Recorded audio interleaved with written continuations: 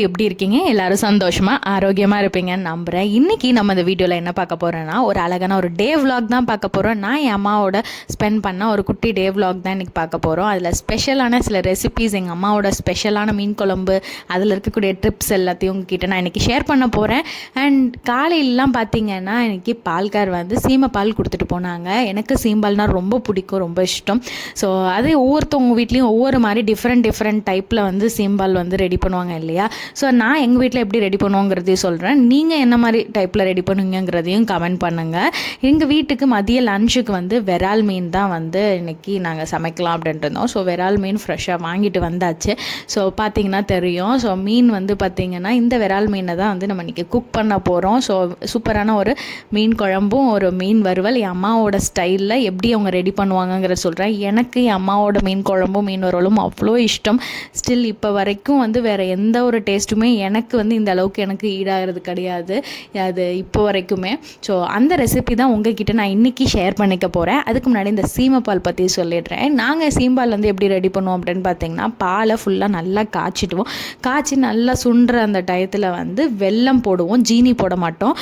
வெல்லம் தான் நான் ஃபுல்லாக போட்டு திருப்பி நல்லா கிண்டி கிளறி விட்டுட்டே இருப்போம். அது நல்லா திரட்டி பால் மாதிரி நல்லா திரட்டி வரும். ஸோ அது லாஸ்ட்டாக கொஞ்சம் வந்து ஏலக்காய் வர கொஞ்சம் தட்டி போட்டுட்டு நல்லா கிண்டி ஒரு கன்சிஸ்டன்சி, நல்லா அந்த பால்கோவா கன்சிஸ்டன்சி வரும்ல, ஸோ அந்த கன்சிஸ்டன்சி அது வரப்போ ஸ்டவ்வை ஆஃப் பண்ணி இறக்கிடுவோம். இந்த மாதிரி தான் நாங்கள் ரெடி பண்ணுவோம். பட் நிறைய பேர் வந்து பார்த்திங்கன்னா சுகர் ஆட் பண்ணியிருப்பாங்க. ஆவிலெலாம் வச்சுலாம் கூட இந்த சீமாப்பால் வந்து ரெடி பண்ணுவாங்க. கடம்புன்னு சொல்லி அது ஒரு மாதிரி டிஃப்ரெண்ட் டைப்ஸ்லாம் நிறையா பண்ணுவாங்கல்ல. ஸோ அந்த மாதிரி நீங்கள் எப்படி இந்த மாதிரிலாம் பண்ணியிருக்கீங்கிறதையும் மறக்காமல் கமெண்ட் பண்ணுங்கள். எனக்கு இந்த மாடல் தான் பிடிக்கும். இது வந்து டேஸ்ட்டு செம்ம ஸ்வீட்டாக இருக்கும். அண்ட் சாப்பிட்டுட்டே இருக்கணும் அப்படின்ட்டு தோணும். அண்ட் இது வந்து உடம்புக்கு அவ்வளோ ஹெல்தி, ரொம்ப ஹெல்தி. நம்மளுடைய நோய் எதிர்ப்பு சக்தி அதிகப்படுத்துறதுக்கு ரொம்ப ஹெல்ப் பண்ணக்கூடியது இந்த சீம்பால்னு சொல்கிறது. ஸோ உங்களுக்கு கிடைச்சாலும் கண்டிப்பாக மறக்காமல் ட்ரை பண்ணி பாருங்கள். அண்ட் இன்றைக்கி வந்து பார்த்திங்கன்னா இந்த மீன் குழம்பு வந்து அம்மா கிட்ட இன்றைக்கி எப்படி வைக்கிறாங்க அப்படிங்கிறது தான் ஃபுல் இதையுமே உங்ககிட்ட நான் இன்றைக்கி ஷேர் பண்ண போகிறேன். Each and every thing. அம்மா இதில் சின்ன விஷயங்கள் சில இது பண்ணுறாங்க. ஸோ அந்த இது என்னெல்லாம் பண்ணுறாங்கிறதையும் உங்ககிட்ட நான் இன்றைக்கி ஷேர் பண்ண போகிறேன். ஸோ ஃபஸ்ட்டு பார்த்திங்கன்னா இந்த ஃபிஷ்ஷை நல்லாவே கழுவி நல்லா வாஷ் பண்ணி எடுத்துக்கிட்டாங்க. வாஷ் பண்ணி அதை குட்டி குட்டியாக பீசஸ் போட்டு நல்லா கட் பண்ணி எடுத்துட்டாங்க. இதில் எத்தனை பேர் மீன் மண்டை சாப்பிடுவீங்க? எனக்கு ஆனால் மீன் மண்டை சாப்பிட பிடிக்காது. பட் ஆனால் மீனோட மண்டை சாப்பிட்றதுலேயே வந்து ஒரு பெரிய கலைன்னு சொல்லுவாங்க. அதை நல்லா சாப்பிட்றவங்க பார்த்திங்கன்னா பார்ட்டாக அழகாக எடுத்துலாம் சாப்பிடுவாங்க. சில பேர் மீன் கண்ணு கூட சாப்பிடுவாங்க. பட் நான் வந்து எனக்கு வந்து இந்த மீன் மண்டை சாப்பிட்றது பிடிக்காது. நான் சென்டர் பீஸ் மட்டும்தான் சாப்பிடுவேன். வாலும் பிடிக்காது, மண்டையும் பிடிக்காது, நடு பீஸ் தான் பிடிக்கும். என்ன மாதிரி யாராவது இந்த மாதிரி சாப்பிட்றவங்க இருந்தால் சொல்லுங்கள். பட் ஆனால் ஃபிஷ் ரொம்ப பிடிக்கும். எஸ்பெஷலாக விரால் மீன்னா எனக்கு அவ்வளோ பிடிக்கும். ஸோ இந்த மாதிரி குட்டியாக ஃபஸ்ட்டு இந்த மாதிரி கரெக்டாக ப்ராப்பராக இந்த ரவுண்டு ஷேப்புக்கு நல்லா பீசஸ் போட்டு எடுத்துட்டாங்க. எப்போதுமே வந்து ரெண்டாக பிரிச்சுடுவாங்க. இது குழம்புக்கு தனியாக ஃபிஷ்ஷும் அண்ட் வறுவலுக்கு தனியாக ஃபிஷ்ஷஸை ரெண்டு தனித்தனியாக பிரிச்சுடுவாங்க. இதில் மீன் குழம்போட ஸ்பெஷாலிட்டியே பார்த்தீங்கன்னா அந்த புளியை கரைக்கிறதுல தாங்க இருக்குது. நான் கூட இதுக்கு முன்னாடி இந்த புளி கரைக்கிறது பார்த்தீங்கன்னா குழம்புக்கு மட்டும்தான் இருந்துச்சேன். பட் இதில் வந்து அம்மா வந்து வறுவல் கூட இது பண்ணுறாங்க. அது என்னங்கிறத சொல்கிறேன். ஃபஸ்ட்டு பார்த்தீங்கன்னா குழம்புக்கு வந்து பார்த்திங்கன்னா எலுமிச்சப்பழ சைஸுக்கும் கொஞ்சம் ஜாஸ்தியாக வந்து புளி எடுத்துக்கிறோம்.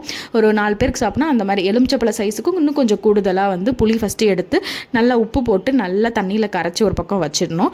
அண்ட் இன்னொரு பக்கம் பார்த்திங்கன்னா அதே மாதிரி புளியை வந்து தனியாக இன்னொரு டைம் கரைக்கணும். அது வந்து நிறைய, அதாவது நம்ம குழம்புக்கு கரைப்போம்ல, ஸோ அது தனியாக. பட் அடுத்து வந்து வறுவலுக்கு எப்படின்னா ரொம்ப திக்கான கன்சிஸ்டன்சி நம்ம புளி கரைக்கணும். ரொம்ப கம்மியாக தண்ணி விட்டு நல்லா ஊற வச்சு அதுக்கப்புறமா அதை நல்லா பேஸ்ட், அந்த புளியை வந்து பேஸ்ட் கணக்காக நம்ம வந்து ஆக்கி அந்த மாதிரி எடுக்கிறது. புளி தண்ணியாக இல்லாமல் புளி பேஸ்ட்டாக நம்ம வந்து எடுத்துக்கிறது. ஸோ அந்த மாதிரி பேஸ்டாட்டம் எடுத்து அதை வந்து இந்த வறுவலில் ஃபுல்லாக எல்லாத்துலேயுமே அப்ளை பண்ணி விட்டுடுறாங்க.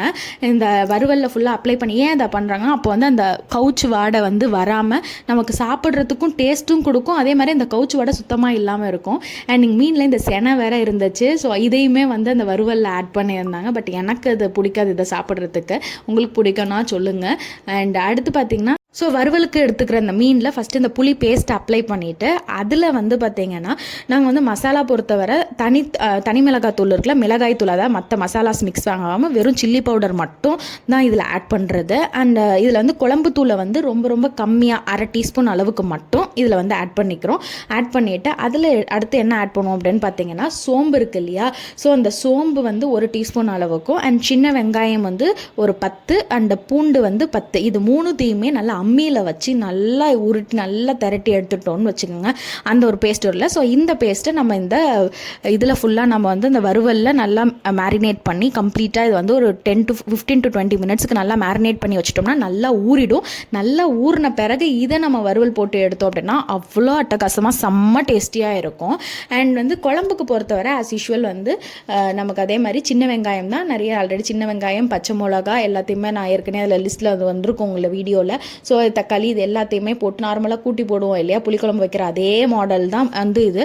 ஸோ அதே மாதிரி போட்டுட்டு இதில் வந்து பார்த்திங்கன்னா குழம்புக்கு வந்து அந்த புளித்தண்ணி வச்சுருப்பாங்கல்ல, ஏற்கனவே அதை வந்து உப்பு போட்டு தான் புளித்தண்ணி வச்சுருப்பாங்க. ஸோ அதை நல்லா வந்து நம்ம கரைச்சி எடுத்துட்டு அந்த உப்போடு சேர்ந்துருக்க இந்த புளித்தண்ணி இருக்குல்ல, இதில் நம்ம வந்து மசாலா ஆட் பண்ணிவிடுவாங்க. இதில் வந்து சில்லி பவுடர் மட்டும் தனித்தூள்னு சொல்லுவோம், அதில் வந்து காரத்துக்கு ஏற்ப அந்த சில்லி பவுடர் ஆட் பண்ணிவிட்டு அடுத்து என்ன மசாலா ஆட் பண்ணோன்னா குழம்பு தூள்னு. அம்மா வந்து ஆக்சுவலாக பார்த்திங்கன்னா இந்த குழம்பு தூள் தான் ஒன்று ரெடி பண்ணி வச்சுருப்பாங்க. சேம் தான் நானுமே வீட்டில் யூஸ் பண்ணுறேன். இந்த குழம்பு தூள் பார்த்திங்கன்னா எல்லாத்துக்குமே மல்டி பர்பஸில் யூஸ் ஆகும். இந்த ஒரு தூள் இருந்தாவே போதும், நீங்கள் எல்லா இதுக்கும் அதுக்கு தகுந்த மாதிரி வேரியேஷனில் யூஸ் பண்ணிக்கலாம். இதோட டீட்டெயில் ஏதாவது வேணும்னா சொல்லுங்கள், இந்த குழம்பு தூள் எப்படி ரெடி பண்ணுவாங்கிறதையும் நான் உங்ககிட்ட ஷேர் பண்ணுறேன்.